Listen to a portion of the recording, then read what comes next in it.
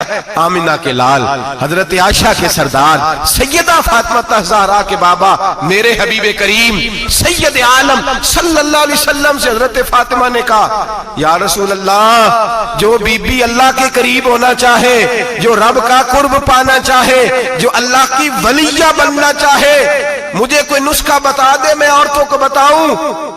तो मेरे हबीब ने फरमाया, जो बीबी जितना घर के अंदर रहेगी, जितना घर के अंदर रहेगी, जितना घर के अंदर रहेगी, उतना ही वो अपने रब के करीब होती जाएगी, उतना ही अल्लाह का कुर्ब पाती जाएगी, उतना ही रब करीम की वलिया होती जाएगी, उतना ही अल्लाह तबारक व तआला उसे अपनी कुर्ब की मनाजिल तय फरमाएंगे। जितनी वो घर के अंदर रहेगी उतनी अल्लाह के करीब रहेगी, और जितनी सज धज के बाहर निकलेगी, जितनी सबरेगी, उतनी वो अल्लाह से दूर होती जाएगी। जितने कदम उसके घर से दूर निकलेंगे, उतने ही कदम उसके अल्लाह के कुर्ब से दूर होते जाएंगे, उतने ही कदम। माएँ, तुम्हारी दुआएं कबूल होंगी, मेरी माओ तब कबूल होंगी जब तुम घर में रहोगी। बेटियों, रब करीम का कुर्ब उस वक्त नसीब होगा जब तुम घर के अंदर रहोगी। तुम भाई के लिए मांगोगी तो अल्लाह तुम्हें देगा, बेटे के लिए मांगोगी तो अल्लाह तुम्हें देगा, शोहर के लिए मांगोगी तो अल्लाह तुम्हें देगा। अगर चाहती हो कारोबार बढ़े, अगर चाहती हो रिस्क में बरकत हो, अगर चाहती हो तुम्हारे घरों में अमन हो, सुकून हो, जो तुम मांगो अर्श का मालिक तुम्हें अता करे। तो फिर मेरे रसूल ने नुस्खा बतलाया है, फिर मेरे करीम ने बतलाया, घरों में बैठी रहना, जितनी घरों के अंदर रहोगी उतना ही अल्लाह ज्यादा दर्जा अता फरमाएगा, तुम्हारी दुआएं कबूल करेगा, तुम्हारी इल्तिजाएं अल्लाह मानेगा। मेरे भाइयों, मेरे अजीजों, औरत के साथ जो जुल्म इस मुआशरे में हो रहा है, बेपर्दगी का तूफान है, तूफान है बेपर्दगी का। एक बुजुर्ग थे, दरवेश से, सादे से, वो आई साहब के पास अक्सर आया करते थे। तो थे बड़े सादे और थे बड़े नेक, पढ़े हुए नहीं थे, जाग रहे हैं आप हजरात, नेक बड़े थे। तो एक दिन ना पर्दे पे बहस हो रही थी, बैठे थे कुछ लोग, तो बात कर रहे थे, कह रहे थे कि जनाब औरत को निकाब पहनना चाहिए, बुर्का ओढ़ना चाहिए, कुछ कह रहे थे टोपी वाला बुर्का अच्छा है, कुछ कह रहे थे फलां ज्यादा अच्छा है। बातें हो रही थी, कोई आयत पढ़ रहा था, कोई हदीस पढ़ रहा था, उलमा बाबा जी सादे से बीच में बैठे थे। मैंने उनकी तरफ तवज्जो की, मैंने कहा बुजुर्गो आप भी तो कोई जवाब देना। कहने लगे मौलवी साहब मुझे हदीसें नहीं आती। कहने लगे मुझे आयतें और हदीसें, मुझे नहीं आती आयतें और हदीसें, पर पर्दा बड़ा जरूरी है, ये मेरी अकल में बात आ गई है। तो मैंने कहा वो किस तरह? कहने लगा ये तो छोटे से बच्चे की भी अकल में आ जाती है। मैंने कहा साहब हमें भी समझा दें, चले हमें को बात मिल जाए, आप चले, अगर आपने इल्म नहीं पढ़ा तो उम्र तो आपकी ज्यादा है ना, आपने बुजुर्गों से बातें सुनी है। तो कहने लगे बेटा मेरा छोटा सा पोता है, वो बाजार से टॉफी खरीद के लाता है, अगर टॉफी के ऊपर से कागज उतार देता है ना तो टॉफी में मक्खियां बैठनी शुरू हो जाती हैं, टॉफी में मक्खियां बैठ जाती हैं। जब तक उसके ऊपर वो लिफाफा रहता है, कागज रहता है, उस पे मक्खियां, अल्लाह करे आपको समझ आए, अल्लाह करे आपको समझ आए, अल्लाह करे उस दरवेश की बोली टकरा जाए। कहने लगे जब तक तो उसके ऊपर कागज रहा तब तक उस पे मक्खियां, और जब उसके ऊपर से कागज उतर गया तो मक्खियां बैठ गई। कहने लगे 4 साल का मेरा पोता, मैंने मिन्नत कर दी कि खा लो। कहने लगा मैं नहीं खाता, इस पे मक्खियां बैठ गई हैं, मैं नहीं खाता, गंदी हो गई है, मैंने ये टॉफी नहीं खानी। कहने लगे मैं बूढ़ा आदमी दोबारा दुकान पे गया, जद्दोजहद करके नई टॉफी लाया, बेटे को कहा खा लो, अब उसने खाई। कहने लगे मुझे समझ में आ गई, जो बीबी पर्दा करेगी उस पे मक्खियां नहीं बैठेंगी, जो औरत पर्दा करेगी उस पे मक्खियां, और अगर उस पे मक्खियां बैठ गई तो फिर वो किसी के लिए काबिल कबूल। और अगर पर्दे में छुपी रही, अगर पर्दे में छुपी रही, और भाई कीमती चीजों को गुलाब चढ़ते हैं, किसी ने कभी केमिस्ट्री गुलाब पे नहीं छुपाई, फिजिक्स नहीं छुपाई, कभी किसी शायर अदीब ने अपना लिखा हुआ शायरी का कलाम नहीं छुपाया। गुलाब जब भी चढ़ता है कुरान पाक पे चढ़ता है।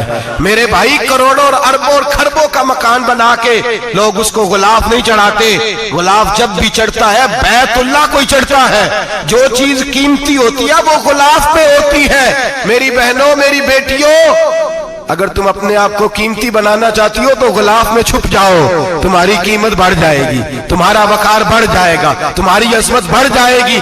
मेरे हबीब ने फरमाया जितनी घर के अंदर रहोगी, दुनिया तो दुनिया रही, अल्लाह की नजर में तुम्हारी कीमत बढ़ जाएगी, रब करीम की निगाह में तुम्हारा वकार बढ़ जाएगा, अल्लाह की नजर में तुम्हारी अजमत बढ़ जाएगी। और जब औरत निकलती है, जब वो घर से निकलती है, मेरे हबीब करीम अलैहिस्सलाम ने फरमाया औरत छुपाने की चीज है, چھپانے کی چیز ہے, چھپانے کی یہ قیمتی ہے, یہ خزانہ ہے, اسے چھپا کے رکھو. فرمایا جب یہ گھر سے نکلتی ہے, فرمایا اور کوئی دیکھے نہ دیکھے, شیطان اسے دیکھتا ہے, شیطان وسوسہ اندوزی کرتا ہے, شیطان اسے دیکھتا ہے. اور حبیب کریم سید عالم صلی اللہ تعالی علیہ وسلم جب بات کرتے تھے, جب لفظ بیان کرتے تھے, محتاج جملے بولتے تھے, بڑا کم, رحمت للعالمین نبی کی زبان سے بڑا کم سخت جملے نکلتے تھے.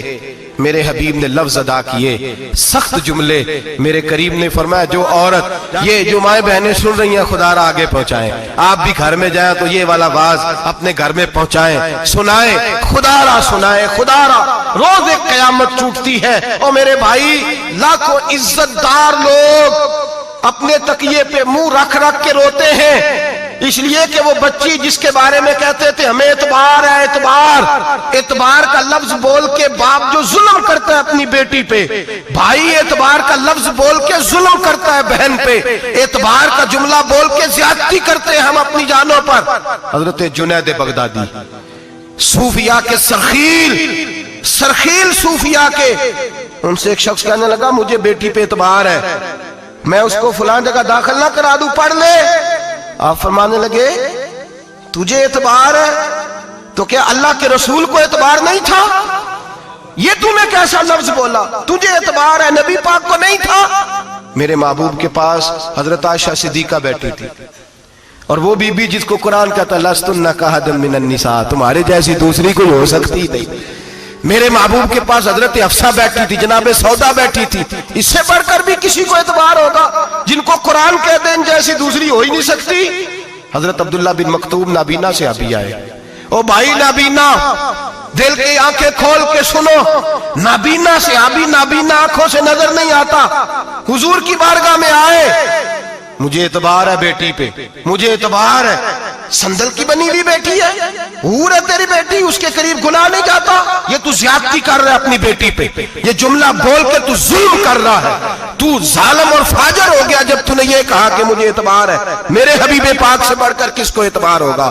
میرے کریم رسول سید عالم نور مجسم صلی اللہ تعالی علیہ وسلم نے فرمایا, حضرت عائشہ تھی, حضرت حفصہ تھی, حضرت سودا تھی.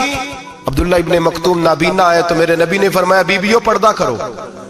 بیبیوں بول کے بتائیے, بیبیوں, سارے بولیے بیبیوں. اللہ کرے یہ آواز گونج جائے پورے معاشرے میں, بیبیوں. میرے نبی نے جملہ کہا بیبیوں پردہ کر لو, پردہ کرو, نظریں جھکاؤ, نقاب اوڑھو. ایک زوجہ بولی حضور انہیں تو نظر نہیں آتا, وہ تو بیچارے نابینے ہیں. ترمذی میں حبیب پاک کے لفظ سنیے, یا رسول اللہ انہیں تو نظر نہیں آتا. میرے رسول نے فرمایا تمہیں تو نظر آتا ہے نا, تم تو اندھی نہیں نا. وہ ایک مرد آیا ہے, وہ ایک صحابی آیا ہے, تمہیں تو نظر آتا ہے, تمہاری آنکھیں تو ہیں, اسے فتنہ آئے نہ آئے تمہیں نظر آتا ہے. خبردار, پردہ کرو, آنکھیں جھکاؤ, چہروں پہ نقاب ڈالو. حضرت جنید بغدادی فرمانے لگے اگر میرے رسول پاک اپنی ازواج کو کہتے ہیں پردہ کرو اور تو کہتا ہے مجھے اعتبار ہے, اگر نبی پاک اپنی بیٹی حضرت فاطمہ کو کہتے ہیں پردہ کر, تو کہتا ہے مجھے اعتبار ہے. جناب جنید بغدادی مزید بولے, آپ فرمانے لگے اگر حسن بصری پڑھانے والا ہو, رابعہ بصری پڑھنے والی ہو, اور بیچ میں قرآن پاک پڑھا ہوا ہو, پڑھانے والا حسن بصری, پڑھانے والے حسن بصری جنہوں نے مولا علی شیر خدا کی صحبت پائی, جنہوں نے ام المومنین حضرت ام سلمہ کے گھر میں پرورش پائی. فرمایا پڑھانے والا حسن بصری, پڑھنے والی رابعہ بصری, وہ بی بی جو دعا مانگے تو اللہ مردہ اونٹ کو زندہ فرما دے. فرمایا پڑھانے والا حسن بصری ہو, پڑھنے والے رابعہ بصری ہو, اور جو پڑھا جائے وہ قرآن ہو. فرمایا قسم اللہ کی عزت کی, میں پھر بھی انہیں پڑھنے پڑھانے کی اجازت نہیں دیتا, میں پھر بھی انہیں تنہائی میں بیٹھنے کی اجازت نہیں دیتا, میں پھر بھی انہیں اکیلے رہنے کی اجازت نہیں دیتا. اس لیے کہ یہ حسن بصری ہیں اور منع کرنے والے امام الانبیاء ہیں, اس لیے کہ یہ رابعہ بصری ہیں اور منع کرنے والے سید الرسل ہیں. خبردار, پھر بھی اجازت نہیں. میرے نبی کریم علیہ السلام بولے, حضور کی بارگاہ میں صحابہ نے عرض کیا کہ یا رسول اللہ صلی اللہ علیہ وسلم, اگر کوئی نیک آدمی کسی نیک عورت کے ساتھ بے پردہ ہو, نیک آدمی, وہ پیر گناہگار نہیں جس کے پاس بیویاں جاتی ہیں، وہ گناہگار نہیں، وہ تو مجرم ہے. وہ خالی گناہگار نہیں، وہ تو پاپی ہے. وہ خالی گناہگار نہیں، وہ تو دین کا ڈاکو ہے. ڈاکو وہ تو فاسق ہے، وہ تو دین کی حدیں توڑنے والا ہے. وہ تو اس کو تو گھسیٹا جائے گا قیامت کے دن. جو عورتوں سے بے پردہ ملتا تو گھسیٹا جائے گا. لیکن سوال یہ ہے وہ خاوند کدھر ہوتا ہے جس کی بیوی پیر کے پاس اکیلی جاتی ہے؟ سوال یہ ہے وہ بھائی کدھر ہوتا ہے جس کی بہن پیر کے پاس اکیلی جاتی ہے؟ سوال یہ ہے بیٹا کدھر ہوتا ہے جس کی اماں اکیلی جاتی ہے؟ میرے نبی رحمت، نور مجسم، شفیع معظم، سرور کون مکا، سیاح لامکا صلی اللہ علیہ وسلم کی خدمت عالی مرتبت میں صحابی نے پوچھا کہ یا رسول اللہ اگر نیک ہو بندہ، بی بی بھی نیک ہو تو ایک میں بیٹھ سکتے ہیں؟ اعلیٰ حضرت نے فرمایا اگر عورت دین سیکھنے چاہے پیر کے پاس جائے تو اپنے خاوند کے ساتھ جائے، اپنے بھائی کے ساتھ جائے، پھر بھی پردے میں بیٹھے، دور بیٹھے، آواز کے ساتھ بات کو سمجھے، لیکن اس کو تنہائی کرنے کی اجازت کسی کو بھی اجازت ہے، وہ چاہے جو مرضی بھی ہو، کوئی بھی ہو. بڑی کھلی بات کر رہا ہوں. میرے حبیب پاک سے پوچھا حضور اگر مرد عورت نیک ہو پھر بھی تنہا نہیں بیٹھ سکتے؟ میرے محبوب نے فرمایا اگر زکریا کے بیٹے یحییٰ ہوں اور عیسیٰ کی والدہ مریم ہو تو پھر بھی میں انہیں تنہا رہنے کی اجازت نہیں دیتا. پھر بھی انہیں تنہا رہنے کی میں اجازت نہیں دیتا، پھر بھی اجازت نہیں ہے. جب میرے رسول پاک صلی اللہ علیہ وسلم نے اتنی پابندی لگا دی، جب بات حضرت حسن بصری اور رابعہ بصری کی آ گئی، جب بات جناب مریم سلام اللہ علیہا اور جناب سیدنا زکریا علیہ السلام کی آ گئی، جب یہاں تک بات پہنچ گئی تو پھر تو ماڈرن ہے، پھر تو زیادہ اعتبار والا ہے کہ تیری بیٹی یونیورسٹی ڈرائیور کے ساتھ جاتی ہے. پھر تو نے کہاں سے وہ اس کے اندر نور بھر دیا ہے کہ تیری بیٹی اکیلی گھومتی ہے؟ پھر کہاں تو نے یہ بات سمجھ لیا ہے کہ تیری بچی جہاں مرضی تنہا رہتی ہے؟ پھر تو کہاں سے وہ قوت لایا؟ یہ تعلیم ہے. اقبال نے کہا یار مشرق ہوس میں غلطا، شباب اریاں شراب عیسیاں، جسے بھی دیکھو گری کے عیسیاں، ہم ایسی تہذیب کیا کریں گے. اور اقبال کہنے لگے تمہاری تہذیب خود اپنے خنجر سے خودکشی کرے گی، اس لیے کہ جو شاخ نازک پہ بنے گا آشیانہ وہ ناپائیدار ہوگا. میرے بھائی ہم لوگ پہلے ہاتھ میں آگ کا انگارہ دیتے ہیں، پھر کہتے ہیں بیٹے تو نے جلنا نہیں. ہم پہلے اس کو ساری سہولیات دیتے ہیں، پھر کہتے ہیں تو نے بگڑنا نہیں. میرے نبی رحمت، نور مجسم، شفیع معظم صلی اللہ علیہ وسلم نے فرمایا جو بی بی بن سور کے بازار جائے، میری طرف دیکھیں، آنکھیں کھول کے دیکھیں. یہ حدیث آپ نے سنانی ہے انشاءاللہ. بولیے سنائیں گے انشاءاللہ تعالی؟ بول کے انشاءاللہ کہیے آپ کو ثواب ہوگا. سنائیں گے انشاءاللہ؟ میرے نبی کریم صلی اللہ علیہ وسلم نے فرمایا جو عورت بن سور کے بازار جائے، اب تو خیر بیویاں برقع پہن کے جاتی، برقعے پہ بھی کڑھائی کی ہے، برقعے پہ بھی کام کرا ہے. برقعے پہ جو کام اور نقش نگاری ہوئی ہے وہ 10,000 کی ہے. برقع پردے کے لیے پہنا تھا، دکھانے کے لیے. یہ کیسا برقع ہے کہ اس نے برقع بھی پہنا ہوا ہے اور برقع بھی اس نے فیشن والا پہن لیا ہے؟ یہ کس طرح کا؟ اس تو پردے کو پردے کی ضرورت پڑ گئی. یہ کیسا پردہ ہے کہ جو پردے کو پردے کی ضرورت ہے؟ برقع تو اس لیے ہوتا ہے کہ مجھے دیکھے کوئی نہ، اور اس نے تو پہنا ہی اس لیے کہ ذرا لوگ دیکھیں تو صحیح میں نے کتنا قیمتی پہنا ہے. اس حجاب کو حجاب کی ضرورت پڑ گئی. میرے حبیب پاک علیہ السلام نے فرمایا بلا ضرورت. عورت کو اجازت ہے بیمار ہو تو ڈاکٹر کے پاس جائے، عورت کو اجازت ہے ضرورت پڑ جائے گھر میں سودا سلف نہ آتا ہو تو لینے چلی جائے. عورت کو اجازت ہے اگر گواہی کی ضرورت پڑ جائے تو پردہ کر کے قاضی عدالت کے پاس گواہی دینے جائے. عورت کو اجازت ہے حج پہ جائے، عورت کو اجازت ہے عمرے پہ جائے. عورت کو اجازت ہے کہ اگر کسی وقت جہاد کے لیے عورتوں کی ضرورت پڑ گئی تو حضرت فاطمہ اور جناب عائشہ کی سنت ادا کرے، جہاد کو جائے. لیکن اگر عورت موج کرنے جائے اور روز کہے وہ دیکھیں نا فلاں پارک میں تھے آپ تو کبھی گئے ہی نہیں، فلاں جگہ تھے آپ کے پاس تو فرصت ہی نہیں، فلاں میری سرگودے والی بہن کا خامن تو روز لے کے جاتا ہے آپ نے تو کبھی توجہ نہیں فرمائی. روز پیغام دیتی رہے. میرے حبیب کریم سید عالم صلی اللہ علیہ وسلم نے فرمایا جو بی بی بن سور کے بلا ضرورت بازار جائے، نبی پاک علیہ السلام نے فرمایا ایک قدم وہ اٹھائے گی تو اس پر اللہ کی لعنت برسے گی، فرشتوں کی لعنت برسے گی، زمین والے لعنت برسائیں گے، آسمان والے لعنت برسائیں گے. اور میرے حبیب بولے تو فرمایا جب اللہ کی لعنت برسے گی تو میں بھی اس بی بی پہ لعنت ہی کروں گا جو بی بی بن سور کے جائے. بی بی پر پردہ ضروری ہے. اگر کائنات کی سب سے اعلیٰ بیویوں نے پردہ کیا ہے تو ان بیویوں کے لیے میرے محبوب پاک علیہ السلام نے فرمایا جس عورت جس خاوند کی بیوی بن سور کے بازار جائے وہ دیوس ہے، بن سور کے بے پردہ خوشبو لگا کے بازار جائے وہ دیوس ہے۔ ضرور وہ کون ہوتا ہے؟ فرمایا وہ بے غیرت ہے۔ کتنے سخت لفظ ہیں۔ یا رسول اللہ آپ کیا فرما رہے ہیں؟ فرمایا تمہیں حکم دیتا ہوں اگر اسے بے غیرت کہو گے تو کوئی حرج نہیں، وہ دیوس ہے۔ اگلے لفظ سنیں حدیث پاک کے، میرے نبی کریم علیہ السلام نے فرمایا اگر وہ اس پر راضی بھی ہے، اگر وہ اس پر ایک تو جا رہی ہے اور اگر وہ راضی ہے تو دیوس ہے۔ نبی پاک نے فرمایا وہ جتنے قدم چلے گی اتنے ہی اپنے خامد کے لیے جہنم میں مکان تیار کرائے گی، اس لیے کہ اس کا خامد راضی ہے کہ تو بان سور اور بے پردہ ہو اور جہاں مرضی جا جہاں سے مرضی آ۔ فرمایا وہ اگر اس بات پہ راضی بھی ہے تو وہ دیوس بھی ہے اور اپنے لیے جہنم میں گھر بھی بنا رہا ہے۔ وہ اللہ کی نافرمانی پہ ناراض ہی نہیں ہو رہا، جوتے نہیں پالش کیے تو جھگڑا ہو گیا، روٹی نہیں پکی شام کو تو لڑائی ہو گئی، اگر اس نے اماں کے لیے کپڑے تیار نہیں کیے تو چھٹی کر دی، کہا تجھے رکھنا ہی نہیں، اگر تجھے جہیز پورا نہیں لائی تو تیرے لیے طلاق ہے، اور وہ بن سور کے میک اپ کر کے گھوم رہی ہے، سرے عام جا رہی ہے، خود چھوڑ آیا مہندی والے دن اس کو اس کی سہیلی کی شادی میں، اور ولیمے سے اگلے دن مکلاوے سے لوٹ کر کے لینے آیا تو کہتا میں جدید تہذیب کا دل دادا ہوں، مجھے تو اعتبار ہی بڑا ہے، مجھے تو بڑا اعتبار ہے، بیٹی پہ بڑا اعتبار ہے، اس پہ اللہ کے رسول کو بھی بڑا اعتبار تھا، لیکن نبی پاک نے کبھی کسی جگہ بھیجا نہیں، صحابہ کو بھی بڑا اعتبار تھا، ان سے زیادہ پاکیزہ بیٹیاں، سب سے بڑا مجرم وہ ہے جو کہتا ہے مجھے بیٹی پہ اعتبار ہے، مجھے بیوی پہ اعتبار ہے۔ کیا مطلب ہے اعتبار کا؟ سب سے زیادہ اگر اعتبار ہے تو اللہ کے رسول کو اپنے غلاموں پہ اعتبار ہے۔ تو جب نبی پاک نے تجھے حفاظت کا حکم دیا تو اعتبار کا کیا مطلب ہوا؟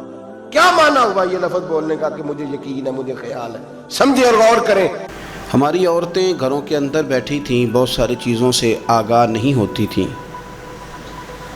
اب وہ گھر کے اندر موجود ہیں تو بہت ساری چیزیں گھر کے اندر میڈیا کے ذریعے ان تک بھی پہنچ جاتی ہیں۔ خیر کی چیزیں پہنچنا بڑا اچھا ہے، بڑا مبارک ہے، اس سے بہتری پیدا ہوتی ہے، لیکن جب شر پھیلتا ہے نا، شرارت کی جاتی ہے، تو عورت چونکہ اپنی عقل کے لحاظ سے اتنی مضبوط نہیں ہوتی جتنا کہ مرد ہوتا ہے، اور ذہن کے لحاظ سے اتنی پختہ نہیں ہوتی جتنا کہ ایک مرد ہوتا ہے، تو بیچاری اس کا جب اثر قبول کرتی ہے تو وسوسوں کا شکار ہوتی ہے۔ اور پھر جس طرح آج کل جدید خواتین جدت کا لیبل لگا کے سوسائٹی میں آئی ہیں، کہتی ہیں ہم نے سیاسی، سماجی، فلاحی، ملکی ان سب معاملات کے اندر پورا کردار ادا کرنا ہے، تو وہ چونکہ ایک حسین نعرہ لے کے آتی ہیں، تو ہماری بیٹیاں، بچیاں، بہنیں، مائیں بعض اوقات حالات کے جبر کی وجہ سے، بعض اوقات وسوسوں کی کثرت کی وجہ سے وہ کسی نہ کسی طور پر اس تکلیف کا شکار ہو جاتی ہیں، اور شیطان انہیں اپنی لپیٹ میں لیتا ہے۔ کرنے کا کام یہ ہے کہ عورتوں کو بتایا جائے کہ تمہارا اصل سبق ہے کیا، تمہارا دین کے اندر کردار کیا ہے، تمہاری فضیلت کیا ہے، حقوق کیا ہیں، تمہیں کتنا نوازا گیا ہے، اور تمہارا کردار بڑا شاندار رہا ہے، عورتوں کا بڑا تابناک اور خوبصورت کردار رہا ہے دین کے لیے ہمیشہ۔ بلکہ جتنے لوگ دین کے لیے تیار ہوئے، عالم ہوں، مجاہد ہوں، غازی ہوں، استاد ہوں، حافظ ہوں، ان سب کو تیار کرنے والی مائیں ہیں، اور وہ پوری جد و جہد کے ساتھ بھیجتیں، تیار کرتیں، محنت کرتیں، انہوں نے ان کی تیاری میں بھی اور آبیاری میں بھی خوب کردار ادا کیا۔ اب یہ کہ مزید آنے والی نسل میں جو ہماری بیٹیاں ہیں، ان کو ہماری جو اسلاف میں خواتین گزری ہیں، ایک تو ان کے کردار سے ہمیں آگاہ کرانا چاہیے، تاکہ بچیاں بجائے آج کی کسی جدید عورت سے جڑنے کی بجائے وہ سیدہ عائشہ صدیقہ سے جڑیں، وہ سیدہ پاک سیدہ فاطمہ الزہرا سے جڑیں، وہ جو کنیزیں ہیں حضور صلی اللہ علیہ وسلم کے دین کی، حضرت ام سلیم کے ساتھ جڑیں، حضرت ام شریک کے ساتھ جڑیں، حضرت ام عمارہ کے ساتھ جڑیں، انہوں نے جڑنا ہو تو حضرت ام سلمہ کے ساتھ جڑیں، وہ ان سب خواتین کے ساتھ ان کا تعلق مضبوط ہو۔ اور دوسرا یہ بھی ایک بات یاد رکھیں کہ 40، 50، 60 عورتیں کسی جگہ نکل کے کوئی دھما چوکڑی کرتی ہیں تو وہ 22 کروڑ کے ملک میں رہنے والی ہماری پاک ماؤں کی نمائندہ کبھی بھی نہیں ہو سکتی۔ اس لیے دنیا ان کا چہرہ دیکھ کے، بلکہ ان کا مکروہ چہرہ دیکھ کے ہمارے گھروں میں حیا کا پردہ پہن کے بیٹھنے والی عورتوں کو اس پر کبھی بھی وہ قیاس نہ کریں۔ الحمدللہ آج بھی مائیں پاک دودھ پلاتی ہیں تو رسول اللہ کا نام جپنے والے بیٹے پیدا ہوتے ہیں۔ تو اس لیے کوئی ایسی مایوسی، کوئی ایسی کمزوری، کوئی یہ نمائندہ نہیں ہے۔ یہ تو چونکہ دنیا میں ہمارے ہاں ہوتا یہ ہے کہ کوئی بندہ کوئی فضول بات کرتا ہے تو میڈیا اس کو کوریج زیادہ دیتا ہے، تو لوگ سمجھتے ہیں پتہ نہیں کیا ہو گیا۔ ایسی کوئی بات نہیں ہے۔ یہ تو چند لوگ ہیں، وظیفہ خوار ہیں، خریدے ہوئے لوگ ہیں، اور ان کو جان بوجھ کے لا کے یہاں مسلط کیا جاتا ہے۔ معاذ اللہ پاکستان کی شکل دکھانے میں کچھ اپنے اس میں ملوث ہوتے ہیں تاکہ ایک بگڑی ہوئی صورت لوگوں کے سامنے پیش کی جائے۔ یہ وطن ہے داتا علی اجویری کا اور بابا فرید الدین مسعود گنج شکر کا، یہ اللہ والوں کا وطن ہے، یہ حضرت محدث اعظم پاکستان کا وطن ہے۔ اس کے اندر اس طرح کے لوگ کس طرح پنپ سکتے ہیں؟ کوئی ان کا وجود نہیں۔ تو قرآن حکیم نے ہمیں کہہ دیا کہ جو بھی نیک عمل کرے وہ مرد ہو یا عورت ہو، تخصیص کوئی نہیں، ہو مومن، مرد ہو چاہے عورت ہو، فَلَنُحْيِيَنَّهُ حَيَاةً طَيِّبَةً، ہم اسے پاکیزہ زندگی عطا فرمائیں گے۔ اللہ کے پیارے رسول صلی اللہ تعالیٰ علیہ وسلم نے ارشاد فرمایا، حضور علیہ السلام ارشاد فرماتے ہیں کہ مختصر سی بات ہے، مسند امام احمد بن حنبل میں، انسان کے لیے جنت میں چلے جانا نا بہت بڑی کامیابی ہے۔ کیوں؟ اس لیے کہ اللہ کا دیدار بھی جنت میں اور مدینے والے محبوب کا قرب بھی جنت میں نصیب ہوگا۔ رسول کائنات علیہ السلام کے قرب میں بھی جگہ وہیں جنت میں ملے گی، وہیں سب اللہ والوں کی زیارت ہے، وہیں سب کے لیے انعامات ہے، وہیں سب کا بسیرا ہے۔ قرآن مجید نے کہا اصحاب الجنتی ہم الفائزون، اصحاب الجنتی ہم الفائزون، یہ جو جنتی ہیں یہ کامیاب لوگ ہیں۔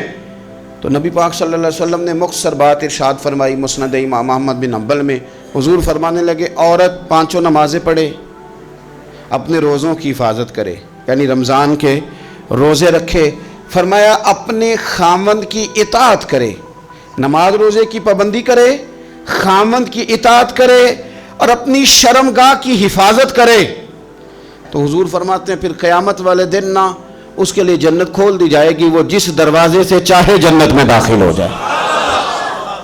پھر کھول دیا اللہ تعالیٰ نے اس کے لیے۔ 2 ہی باتیں، ایک یہ کہ نماز روزے کا خیال کرے، خامد کی اطاعت کرے، شرمگاہ کی حفاظت کرے، تو جنت کے جس دروازے سے وہ چاہے گی نا اس کو داخلہ دے دیا جائے گا۔ تو عورتوں نے بڑے مضبوط ایمان کا مظاہرہ کیا ہے، مضبوط ایمان کا۔ پہلی مثال دیتا ہوں جناب ہاجرہ کی۔ حضرت ہاجرہ رضی اللہ تعالی عنہا حضرت اسماعیل علیہ السلام کی والدہ ہیں، جناب ابراہیم خلیل اللہ علیہ السلام کی اہلیہ ہیں۔ کمزور پڑنا، ڈرنا، خوف کھانا، اللہ تبارک و تعالیٰ پر ایمان رکھتے ہوئے توکل میں کمزوری کرنا، معاذ اللہ، مسلمان کا تو یہ نظریہ نہیں نہ ہوتا۔ اور مسلمان عورتوں کا ہر وقت رونا کہ نصیب پتہ نہیں کیسے ہوں گے، پتہ نہیں کیا بنے گا، میرا تو کچھ بان ہی نہیں رہا، جب بات کرنا رو کے کرنا، جب سنانا دکھ ہی سنانا۔ یہی حال ماں کا ہے، یہی بہن کا ہے، یہی بیٹی کا ہے، الا ماشاءاللہ کچھ اچھی بھی ہیں۔ تو اس قدر زیادہ کمزور نظریات مسلمان عورتوں کے نہیں ہوتے۔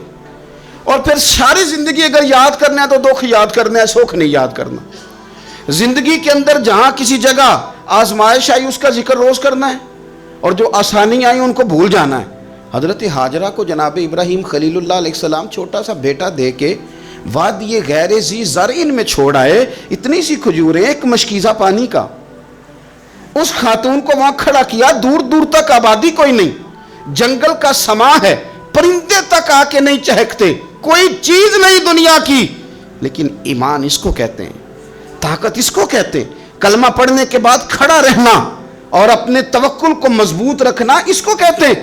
حضرت ابراہیم واپس لوٹ رہے تھے تو جناب ہاجرہ نے ایک سوال پوچھا، بس ایک۔ جناب ہاجرہ عرض کرتی ہیں اللہ کے خلیل، یہ اپنی مرضی سے چھوڑ کے جا رہے ہو کہ رب کا حکم ہے؟ میرے مالک کی میرے بارے میں یہی فیصلہ ہے، یہی رضا ہے، یا آپ اپنی مرضی سے چھوڑ کے جا رہے ہیں؟ تو جناب خلیل علیہ السلام فرمانے لگے ہاجرہ نہیں، یہ رب کا فیصلہ ہے، یہ اللہ کی رضا ہے۔ تو آپ کو بخاری میں یہ لفظ ملیں گے، جناب ہاجرہ کہنے لگی پھر آپ فکر نہ کریں، اگر رب کا یہ حکم ہے تو پھر میرا رب ہمیں کبھی بھی ضائع نہیں کرے گا۔ یہ مضبوطی ایمان کی، یہ مضبوطی رب پھر ہمیں کبھی ضائع، او میرے ملت کی بیٹیوں اور بہنوں، ساری امیدیں خامن سے کیوں لگاتی ہو؟ ساری امیدیں بیٹے اور بھائی سے کیوں لگاتی ہو؟ ساری امیدیں دنیا سے کیوں لگاتی ہو؟ اس طرح کرو، اپنی ساری امیدیں اپنے رب کے ساتھ وابستہ کرو، رب کی رضا پہ، رب کے فیصلوں پہ راضی رہنا سیکھو۔ اگر تم یہاں ٹھہر گئی نا تو تمہارے پھر آنسو بہیں گے ضرور پر اللہ کی بارگاہ میں، پھر تمہاری دعائیں کے لیے ہاتھ اٹھیں گے ضرور پر اس کا کرم طلب کریں، پھر کمزور باتیں نہیں کرو گی۔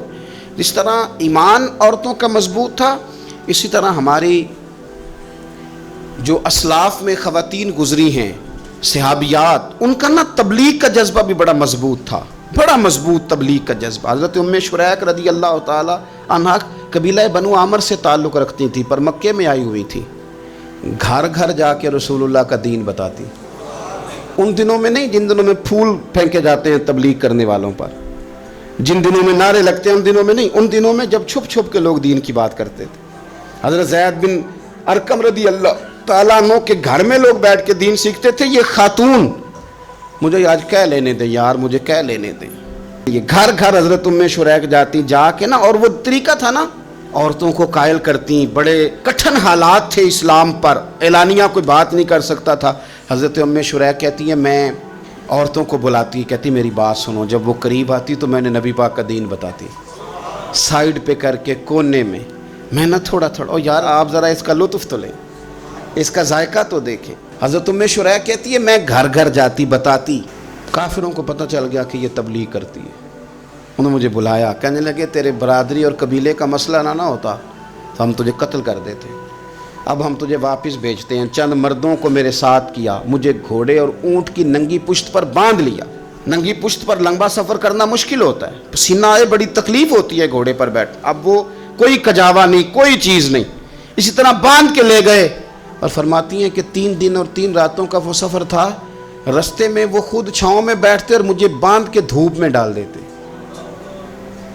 3 دن میں نے زمین پر چلنے والی کسی چیز کی آواز نہیں سنی، لیکن وہ جب نبی پاک کے دین کی بات پوچھتے تو میرا کلیجہ خوشی کے ساتھ ٹھنڈا ہو جاتا، آنکھیں کھل جاتی اور میں کہتی کیا بات ہے میرے نبی پاک کے دین کی۔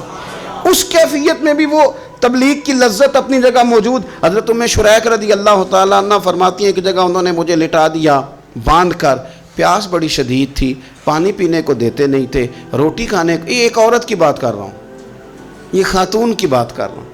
آج کل تو ہمارے بچے شام کو سالن ٹھیک نہ پکا ہو تو موبائل توڑ دیتے ہیں، یہ قوم نہیں میدانوں میں جا سکتی، جہاد نہیں کر سکتی۔ خاتون کہتی ہے کہ شدید پیاس تھی اور مجھے باندھ کے لٹایا ہوا تھا، مجھے جب تکلیف بڑھ گئی تو اچانک میں نے دیکھا پانی کا ایک ڈول برآمد ہوا ہے، میں نے اس سے تھوڑا سا پی لیا پر طلب ابھی باقی تھی، وہ پھر آ گیا برتن، میں نے پھر پیا، طلب ابھی باقی تھی، پھر برتن آ گیا۔ امام ابو نعیم نے اس کو لکھا ہے حلیۃ الاولیاء میں، فرماتے ہیں تیسری دفعہ وہ پھر بھرا ہوا ڈول پورے کا پورا آ گیا، اب میں نے پیا بھی، اپنے کپڑوں پہ بھی چھڑکا۔ جب وہ سارے بیدار ہوئے تو مجھے آگے کہنے لگے کہ تو نے ہمارا پانی استعمال کیا ہے۔ فرماتی ہے پھر انہوں نے اپنے برتن دیکھے، مشکیزیں دیکھے تو بھرے ہوئے تھے، میرے قریب آ کے کہنے لگے یہ پانی کہاں سے آیا؟ تو میں نے کہا تم ابھی میرا عقیدہ نہیں سمجھے، یہ میرے رب نے مجھے دیا ہے، میرے رب نے مجھے دیا۔ فرماتی ہے مجھے باندھ کے لے جا رہے تھے پر جب میری بات سنی نا تو بول کے کہنے لگے ہمیں سمجھ آ گئی ہے تیرا دین ہمارے دین سے بہتر ہے، تیرا عقیدہ ہمارے عقیدے سے بہتر ہے۔ اور ایک روایت میں یوں بھی ہے کہ وہ باندھ کے لے جا رہے تھے پر یہ کمال دیکھا تو کلمہ پڑھ کے مدینے والے کے غلام بن گئے۔ صحابیات نے نا بڑا جم کے دین کا کام کیا، عقیدہ، پھر تبلیغ، پھر میدان جہاد۔ عورتیں جہاد میں جایا کرتی تھیں، وہ زخمیوں کو پانی پلاتی تھیں، مرہم پٹی کرتی تھیں، پہلے اپنے جسم کے ساتھ بڑی بڑی پٹیاں لپیٹ کے لے جاتی، جہاں کسی زخمی کو ضرورت ہوتی وہ پٹیاں کرتی، اور اعصابی طور پر مضبوط رہ کے میدان کے اندر جہاد وہ بندہ کرتا ہے جو یقین کامل کی دولت جسے نصیب ہو، جسے پتہ ہو کہ یہ میں مروں گا تو میرا مرنا رائے گا نہیں، اللہ مجھے شہادت کا درجہ عطا فرمائے گا۔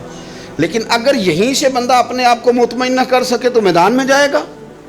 یقین کامل ہو، اگر ہو یقین کامل پیدا تو پھر کٹ جاتی ہیں زنجیریں، پھر انسان آگے مضبوطی سے آگے بڑھتا ہے۔ نبی پاک صلی اللہ علیہ وسلم جب جہاد کے لیے تشریف لے جاتے نا تو عورتوں پر کسی نہ کسی شخص کو نمائندہ بنا کے چھوڑ کے جاتے تھے۔ ایک دفعہ مولا علی شیر خدا کو بھی چھوڑ کے گئے، حضرت عبداللہ ابن مختوم رضی اللہ تعالیٰ عنہ کو بھی ایک دفعہ چھوڑ کے گئے۔ ایک موقع پر نا حضور نے عورتوں کو ایک جگہ پہ چھوڑا پیچھے، تو وہ قلعہ تھا حضرت حسان بن ثابت رضی اللہ تعالیٰ عنہ، بڑا مضبوط قلعہ تھا۔ اس قلعے کے اندر خواتین ساری محفوظ کر کے ان کو وہاں بٹھا دیا گیا۔ حضور جہاد کے لیے چلے گئے۔ اب وہاں قلعے میں عورتوں کو اس لیے رکھا گیا تھا کہ یہاں یہودی بھی ہیں، تو ایسا نہ ہو کہ ہم باہر لڑیں تو وہ اندر سے کوئی شرارت کر دیں، لہٰذا عورتیں محفوظ رہیں۔ حضرت حسان بن ثابت رضی اللہ تعالیٰ عنہ کی ڈیوٹی تھی تلوار لے کے حفاظت کرنے کی، تو ایک یہودی آ گیا، وہ اب ٹو کرنے لگا، تجسس کرنے لگا کہ یہاں عورتیں ہیں تو کوئی مرد بھی ہے کہ نہیں، دائیں بائیں دیکھنے لگا۔ حضرت صفیہ رضی اللہ تعالیٰ عنہ نے توجہ کی اور جناب حسان بن ثابت سے کہنے لے 1 منٹ لگا اس کی گردن مار دے، ایسا نہ ہو کہ یہ جا کے بتا دے، گردن اڑا دے۔ حضرت حسان بن ثابت ذرا تھوڑی کوشش کرنے لگے، ارادہ کرنے لگے، آگے بڑھنے لگے، تو ابھی وہ تیاری میں ہی تھے تو حضرت صفیہ رضی اللہ تعالیٰ عنہ خود نکلی پیچھے سے ہو کے، ذرا سا ایک ستون کے پیچھے چھپیں، ہاتھ میں بڑا سا ڈنڈا پکڑا، وہ آپ کے قریب سے گزرنے لگا۔ تو یہ خاتون کی بات کر رہا ہوں، خاتون کی، کسی مرد کی ضرورت ہے عورت کو تنگ کر جائے؟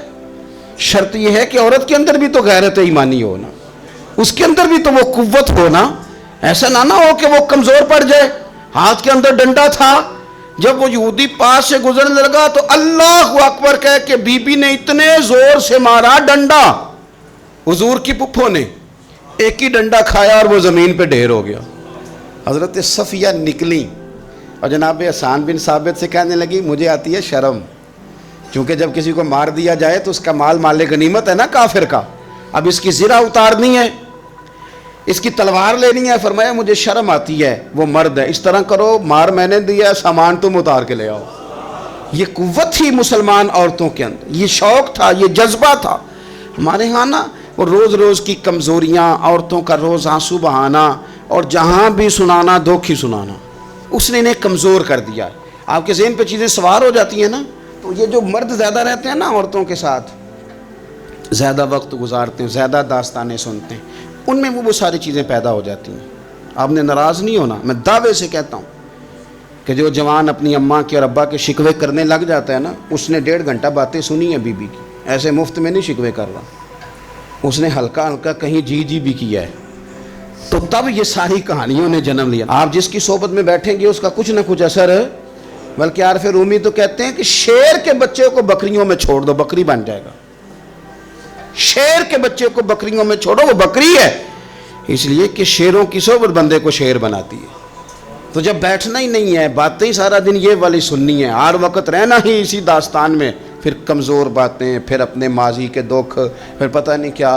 آپ نے ناراض نہیں ہونا، میں بعض جوانوں کی باتیں سن کے میرا دل کرتا ہے کہ اسے کہوں یار تو کیا بات کر رہا ہے، اپنا قد دیکھ، تو اپنی عمر دیکھ، رب نے تجھے مرد بنایا ہے، تو کمال آدمی ہے، تو کھڑا ہو۔ اگر اس طرح امت مسلمہ کے نوجوان رہیں گے تو میدانوں میں کس نے نکلنا ہے؟ بات بات پہ رو جانا، بات بات پہ سہم جانا، حالات کے سہمے ہوئے لوگوں کو بتا دو حالات بدل جاتے ہیں، ایک جیسے نہیں رہتے۔ آپ کی طبیعت میں دلیری اور وقار ہونا چاہیے۔ حضرت اسماء بنت ابی بکر صدیق، حضرت صدیق اکبر رضی اللہ تعالی عنہ کی وہ صاحبزادیاں جو حضرت عائشہ کی بڑی ہمشیرہ ہیں، رات کو غار ثور میں مرد جاتے ڈرتے ہیں، آج بھی ڈرتے ہیں، اور جناب اسماء نبی پاک کی روٹی لے کے جایا کرتی تھی۔ پھر اللہ نے ان کو بیٹا دیا، حضرت عبداللہ بن زبیر، یہ حضور کی پھپھی کے نواسے ہیں، حضرت زبیر بن عوام عشرہ مبشرہ صحابی ہیں، ان کے بیٹے ہیں، اور یہ وہ خوش بخت جوان ہے جس کو گٹی نبی پاک نے اپنے لعاب دہن سے عطا فرمائی۔ یزیدی فوجوں کے خلاف امام حسین کے بعد جو آدمی باقاعدہ مرتب فوج کے ساتھ میدان میں آئے وہ حضرت عبداللہ ابن زبیر ہیں، مرتب کر کے اپنا لشکر لے کے نکلے۔ حضرت اسماء بوڑھی ہو گئی تھی، 90 سال عمر تھی، نظر نہیں آتا تھا۔ حضرت عبداللہ ابن زبیر جب لڑے یزیدی فوجوں کے خلاف تو کچھ ساتھی شہید ہو گئے، کچھ کے قدم پیچھے ہٹ گئے۔ حضرت عبداللہ ابن زبیر ماں کے پاس آئے اور ماں سے آ کے کہتے ہیں اماں میرے کچھ ساتھی کمزور پڑ گئے، کچھ شہید ہو گئے، اور یہ بڑے سخت لوگوں کی فوج سے ہمارا مقابلہ ہے، تو اس وقت تیرے ساتھ کوئی خدمت گزار نہیں، میں تیرا اکیلا سہارا ہوں، ماں تو بتا میں کیا کروں، آگے جاؤں کہ واپس مڑوں؟ نابینا ہیں حضرت اسماء، عمر ہے 90 سال، بیٹے کی پشت پہ ہاتھ رکھ کے کہتی ہیں پتر پہلے یہ بتا کہ تو حق پہ ہے کہ نہیں، تو حق پہ ہے کہ نہیں؟ ان ماؤں کی گود میں اسلام پلا کرتا تھا، حق پہ ہے کہ نہیں؟ تو حضرت عبداللہ ابن زبیر کہنے لگے اماں میں حق میں ہوں۔ تو حضرت اسماء کہنے لگے پتر پھر میدان میں جا، اور میرا پتر ایک میرے ساتھ وعدہ کر، کوئی بھی تیر پشت پہ نہ کھانا، سارے سینے پہ کھا کے آنا۔ حضرت عبداللہ ابن زبیر عرض کرنے لگے اماں یہ بڑے ظالم قسم کے دشمن ہیں، یہ آنکھیں نکال دیتے ہیں، ہونٹ کاٹ دیتے ہیں، جسم کے ٹکڑے ٹکڑے کرتے، تو سہ لے گی؟ کیا جواب ہے، کیا طاقت ہے، کیا ہمت ہے۔ حضرت اسماء فرمانے لگی پتر بکرے کو نہ صرف ذبح ہوتے وقت تکلیف ہوتی ہے، کھال اترتے وقت کوئی تکلیف نہیں ہوتی، جا میرا بیٹا میدان میں۔ حضرت عبداللہ ابن زبیر شہید کر دیے گئے، ان کی لاش مبارک مکہ مکرمہ کے چوک میں جنت المعلیٰ کے پاس لٹکا دی گئی۔ حجاج بن یوسف نے حضرت اسماء کو بلایا اور بلا کے کہنے لگا تجھے پتہ ہے تیرا بیٹا لٹکا ہوا ہے؟ فرمانے لگی ہاں مجھے پتہ ہے، یہ بچپن سے ہی شاہ سوار ہے، یہ گھوڑوں پہ رہنا ہی پسند کرتا تھا۔ اور پھر کیا جملہ کہا، حجاج کے لوگ کہتے ہیں یہ فوجوں میں اور تلواروں کی جھنکار میں کبھی نہیں کانپا تھا، پر حضرت اسماء جو نابینا ہیں ان کے جملوں نے نرزہ طاری کر دیا۔ فرمانے لگی حجاج میرا پتر لٹک گیا ہے، کہیں تیرے آگے جھکا تو نہیں نا؟ لٹک ہی گیا ہے، جھکا تو نہیں میرا پتر؟ 14 دن تک لٹکے رہے، لاش مبارک لٹکی رہی، لیکن حضور کا لعاب دہن تھا نا، لوگ کہتے ہیں قریب سے گزرتے تھے تو دور دور تک خوشبوئیں پھیلی ہوئی، دور دور تک۔ مائیں ایک صحابیہ ہے، نام ہے ام عمارہ، جنگ احد میں زخمیوں کو پانی پلاتی، اپنے 2 بیٹے اپنا شوہر لے کے احد میں آئیں، زخمیوں کو پانی پلاتی ہیں، مرہم پٹی کرتی ہیں۔ اچانک جنگ کا پانسا پلٹ گیا، وہ درے پہ جو لوگ حضور نے مقرر کیے تھے وہ غلط فہمی کی وجہ سے درہ چھوڑ گئے، حالات اور ہو گئے، عجیب سا ماحول ہو گیا۔ پھر یہ بھی افواہ پھیلا دی گئی کہ معاذ اللہ حضور شہید کر دیے گئے، لوگوں کے حوصلے بڑے اور رنگ اختیار کرنے لگے، حضور کے گرد تھوڑے سے لوگ رہ گئے۔ او میرے بھائیوں، او ملت کی بیٹیوں بہنوں، یہ ہے تمہارا انداز دین کی خدمت میں، یہ خواتین کا انداز ہوتا ہے۔ حضرت ام عمارہ پہلے زخمیوں کی مرہم پٹی کرتی تھی، اب سارا کچھ پھینک دیا، تلوار لی اور جا کے نا حضور کے گرد کھڑی ہو گئی، کہنے لگی آئے نا کون آتا ہے میرے کریم کے پاس، آ کے دکھائے نا کوئی، اسا کیتی ہے جان حوالے رب دے، ایسا عشق کمایا ہے اسی مرن تو اگے ہی مر گیا باہو، اسا تا مطلب نو پایا ہے، آ کے کھڑی ہو گئی۔ حضور فرماتے ہیں میں دائیں دیکھتا تھا تو ام عمارہ ہوتی تھی، میں بائیں دیکھتا تھا تو ام عمارہ ہوتی تھی، آگے دیکھتا تھا تو ام عمارہ، پیچھے ام عمارہ۔ حضور فرمانے لگے تو بہت سارے لوگوں سے سبقت لے گئی ہے، تو بڑے سارے لوگوں سے آگے نکل گئی ہے، ان کو زخم لگ رہے ہیں، تیر آ رہے ہیں، پر خاتون ہو کے ڈٹی ہوئی ہیں، رسول اللہ صلی اللہ علیہ وسلم کے سامنے کھڑی، حضور پر آنے والے تیر اپنے وجود پہ لیتی ہیں۔ او میرے عزیز، رسول پاک علیہ السلام نے فرمایا تجھے رب نے بڑا حوصلہ دیا ہے، اتنا گہرا زخم بازو میں آیا کہ غار بن گئی، غار۔ اللہ کے پیارے محبوب نے نظر کرم فرمائی، حضور نے فرمایا کچھ مانگ لے، کہنے لگی سونیا اگر میری خدمت قبول ہے تو دعا کر دیں اللہ قیامت کے دن بھی آپ سے دور نہ کرے، رب دور نہ کرے۔ حضور نے دعا کر دی، اے اللہ اس کو اور اس کے خاندان کو قیامت میں بھی میری رفاقت دینا۔ حضور کی دعا سنی تو باہر نکلی، فرمانے لگی لوگوں لو پھر میں نے اپنا مقصد پا لیا ہے، میں کامیاب ہو گئی ہوں، اب دنیا کی کوئی مصیبت بھی میرے اوپر آئے تو مجھے کوئی پرواہ نہیں، اس لیے کہ مدینے والے نے یہاں بھی کرم فرما دیا ہے وہاں بھی کرم فرما دیا ہے۔ یہ طاقتیں تھیں ان خواتین کے، تو ماؤں نے کمال کیا، انقلاب کیا، بیٹیوں نے بہنوں نے دین کے لیے ہمیشہ اپنا کردار پیش کیا ہے۔ لہذا ان چند ایک وظیفہ خار اور ناپاک عزائم والے لوگوں کو سامنے رکھ کے ملت کی بیٹیوں کو قیاس نہ کیا جائے۔ آخر دعوانا الحمدللہ رب العالمین۔